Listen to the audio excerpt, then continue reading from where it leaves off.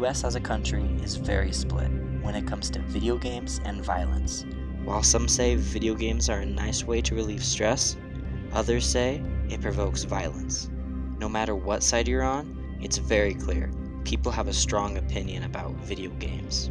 Now for the gamers. They claim it's a safe way to get out their anger and rage without doing any real harm. But as for the other side, they claim it gives them ideas, and if they find violence fun in video games, they might find it more fun in real life. Top of morning gamers, it's me Isaac, or BirdBox4362. Later today I'll be streaming Minecraft, and don't forget to use my code in the Fortnite item shop. But right now, we're going to be talking about how video games have influenced and improved my life. Hi there, I'm Karen, a loving mother and caring wife. But most of all, I'm anti-gamer. Now I run a tight shift in my kitchen and absolutely allow no video games. I'd say I've always been a gamer. Ever since I could open my eyes, they've been fixed on a screen. That being said, I'm not a very violent person. I've learned to control my anger. But look, I hear people in the news always saying it shows violence and gives us ideas. But we've been doing violent stuff as games throughout all history. Saying video games cause violence is like saying movies cause violence. If I didn't have it growing up, then they don't need it. Because look at me, I grew up violent-free. I don't want video games ruining my brain and getting me upset. Before I banned this Fortcraft, I would hear him yelling, threatening innocent children, punching monitors.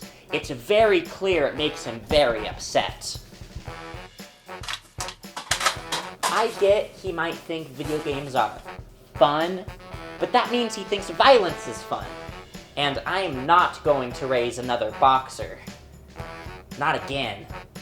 I don't want him getting used to violence and killing people and seeing gore. It's too much for his little eyes.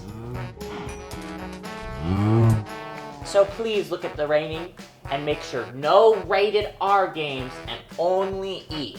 That way they only play safe and non-violent games.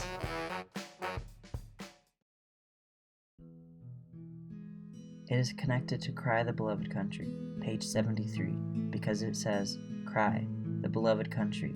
These things are not yet an end. Like this quote, in our biased video on video games that we are covering, the phrase is talking about how people are fighting, like in our case, how video games do or do not cause violence.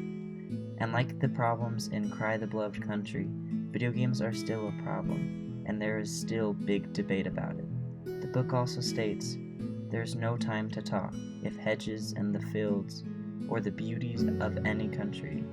And this phrase relates because the quote seems that video game violence is the only thing that people will discuss when it comes to video games and violence. While it's possible video games might be a problem, we just don't know yet for sure. The only thing we can really do is watch our children and ourselves when we play and know when to stop if it goes too far.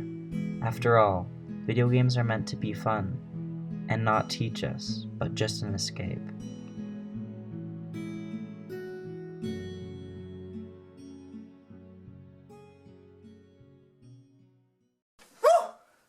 You suck.